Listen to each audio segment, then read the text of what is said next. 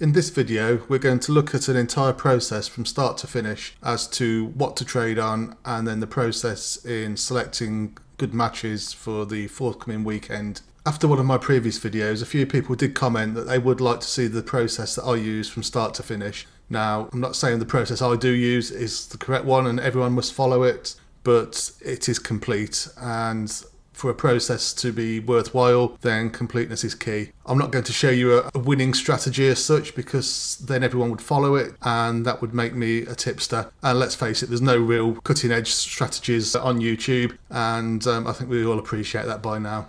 Let's get into creating our process. So we're going to start our journey in the CGMBet AGS module, and I'm just going to select all leagues from 2023 to 2026 and just calculate all the games, and from here we'll decide what our strategy is going to be. What I've done is I've taken all the games from those seasons and I've just turned them into the league view, and I've decided we're going to look at a both teams to score strategy. So we'll sort by that column, and we can see the league with the best both teams to score percentage is the Saudi League, but there's only 159 game sample in the database for those seasons in that league because it's a new league in the system. Next one down is the MLS, but that's on at strange times of the day, so there's no point having that one.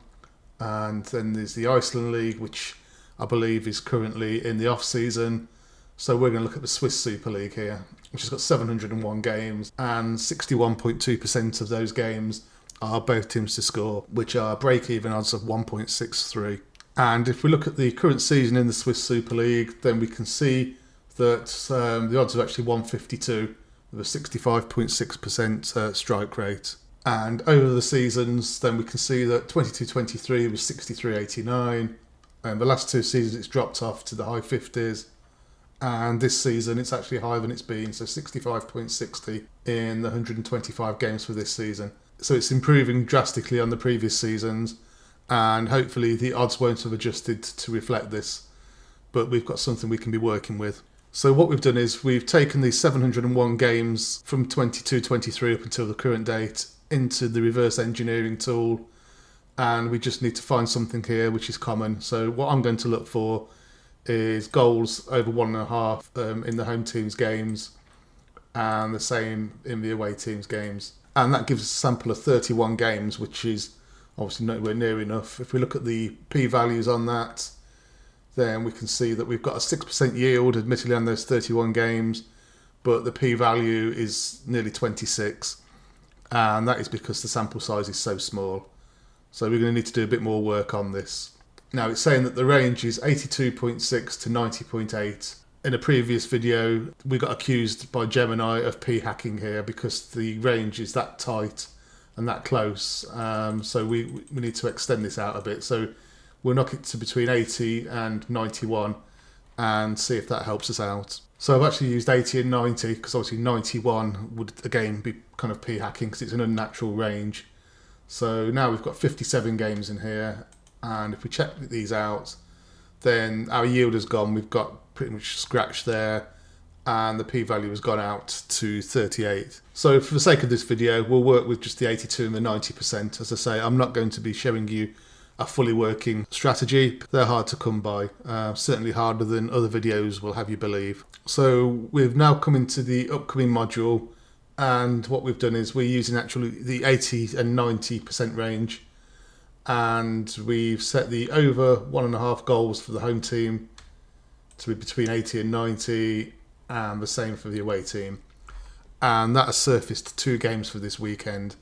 So we've got Servette versus Sion on the Saturday, and Young Boys versus Zurich on the Sunday. Assuming that this was a profitable strategy and the p-value was low in our reverse engineering findings, then these would be 2 games that we would be serious in. As a reminder, the p-value was high and the yield was a scratch, so these wouldn't be 2 games that you should be getting on without further investigation. But let's move them over into advanced proson and see what the numbers are over there. We're using our XG formula, which Gemini helped us create in earlier videos, and it's pleasing to see that the expected goals is above 1 for both teams in both of these games. And if we remove all of the markets here and just leave it on the both teams to score, Then we can see we're getting 4% value on the Servette versus Sion game and almost 12% negative value on Young Boys versus Bern. And if we have a look at the calculated odds, both games are around 1.60 according to the advanced proson module based on our expected goals. And the actual odds at this moment in time are 1.67 for the Servette game and 1.44 for the Young Boys game. Hence we're getting the value on the Servette game but not Young Boys. This analysis is something that other data-driven trading tools haven't got in there. So if you're one of the members of one of these tools that hasn't got it, you're only getting half the story. It's all well and good knowing what's happened in the past, but you really need to know what happens in the future. It's no good saying it's going to be sunny tomorrow because 3 out of the last 4 days have been sunny. It doesn't work like that. You need to have the predictive edge to take the data that you've got and forward forecast that to see what will happen in the future. A lot of these other software applications just don't do that, and they try and sell you the dream just on previous data, which obviously is important, but it's only half of the story. So what I'm going to do now is I'm going to run both games through my soccer simulator, which is still the best simulator on the market and the most accurate by far. So let's have a look first of all at the Servette Sion game. And we'll run that 100,000 times and we'll check the both teams to score odds. So both teams to score here out of the 100,000 games is 60,170, 60.2% of the time, and the odds it's saying are 1.66. So it appears in this game that market is efficient because bookmaker odds were 167 if you remember, and the calculated odds from the advanced Poisson was 161. So we're in the right ballpark there, and that is why this simulator is the best on the market in my opinion. It doesn't give you wacky results. They are in most cases in the right kind of area with the official odds. It does find value as we've seen before, and we'll do the same for the Young Boys game. And here we're getting odds of 1.9. So that is even further out. If you remember, the bookmakers are offering 1.44. Advanced Poisson has calculated that as around the 1.6, 1.61 mark, and the simulator has it even less chance. So there's definitely no value in this market as it currently stands.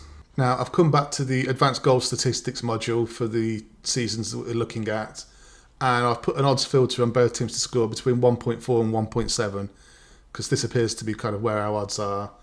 And interestingly, the average odds for both teams to score, it happens 60% of the time, and they're 167. So we're spot on almost here. We've got a negative 5% yield, and the p-value is sky high, so there's no skill involved at all here. But what we want to do is take a look at a couple of these games, some of the more recent ones. Let's look at Young Boys versus Toon on the 28th of September. And we're going to look at this in our market data viewer. The first goal in this game didn't go in until the 58th minute. So if we look at the both teams to score markets on this. So we're interested in both teams to score yes, which is the blue line here. You can see it started off around 154 and it gradually went out. So by half time up here, then the odds were 266. And in the second half, they went out to 284. That's a 1.3 jump. And then the goal went in and they came back into 170. So after the first goal, even this late in the game, at the 58th minute, they were still higher than they started. And then obviously they're climbing back out, and the second goal went in to make that a winning market. If we see here, 52nd minute, it was actually the goal. And then the goal from Young Boys to win the trade came in the 64th minute. So that was the graph of that. So the odds went out quite high. First goal coming in the second half still didn't bring the odds down to where they started. Thankfully, the home team did get that goal to win that game for us. And if we look at another one here where the odds were a little bit closer this time, we'll go to Servette versus Winterthur here, where this was a losing trade. But with an early goal, we can see what impact that has on the odds. And this time, we're just showing the both teams to score graph. So we can see here the odds went out slightly to 1.8. The goal here actually didn't make much difference, which I find interesting. And then it's slowly gone out, and towards the end of the game, it has skyrocketed there. So interestingly, that the home team won this game 4-0. So it's almost like the odds had factored that in, and it was just waiting for the away team to score because there was no real change here where the home team took the lead. So it's interesting to get an understanding of what the odds will do in different situations when the goals do go in. So again, that's something that we would analyse just to understand how the market might move. You need to react to how the market is performing, and if you can identify different patterns, then it makes your job a lot easier. As well as the CGMBet backtesting, we've got our own market data viewer here, which looks at the exact minute-by-minute Betfair odds, and that is a real valuable tool to have alongside CGMBet. So the last piece of the jigsaw is the AI second opinion, which we covered in our last video. So we've got the deep research report here. We won't go all the way through it. We'll just look at the key values here. So it's saying the expected goals for Servet is 148 and for Sion 142. Which, if we look back at CGMBet here, it's 134 Servet, 188 Sion. So we're not a million miles away. It's always good to have the AI give our numbers a once over, just to make sure we're in the right ballpark. And remember, we haven't influenced the AI in any way by passing any data through to it. We've let it make up its own mind. And interestingly, it looks like the 1-1 score is the highest probability here, followed by 2-1. Both are good for us because both teams to score, obviously. If we come down to what it thinks is the good markets here. So both teams to score is a market that it agrees with. This is actually trading out here. Obviously, score 1-1, that will win the trade, so it's not really trading out. What it's saying is, if the price is 185 at 20 minutes, get involved. So it's not getting in at the start of the game with the odds around about 160. So as we've seen, the market doesn't move greatly. So in 20 minutes, from 167 to 185 is not a massive movement. Looking at the Young Boys Zurich game, it's got the expected goals as 185 for Young Boys, 125 for Zurich. Using our formula in CGMBet, we've got 199 Young Boys, 127 Zurich. So again, we're quite close on this one.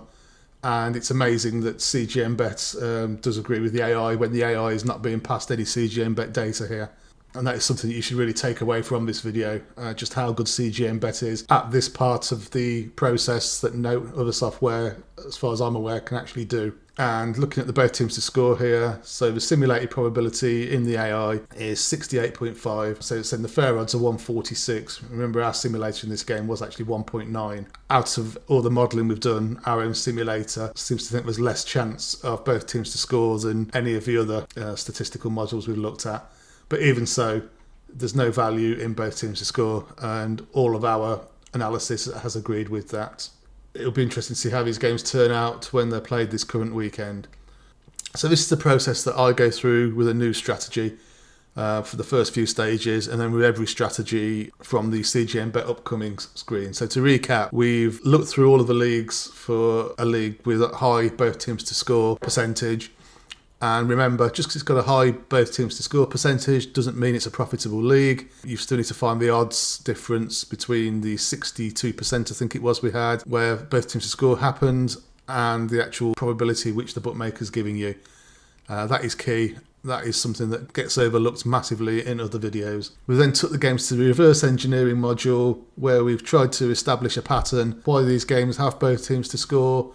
We've got a range from the reverse engineering, which we've then taken into the upcoming module. And from there, we've checked the p-value. The strategy we've looked at is not a good one in its current form. And then we've taken that to advanced proson, and we've tried to future predict what is going to happen this weekend.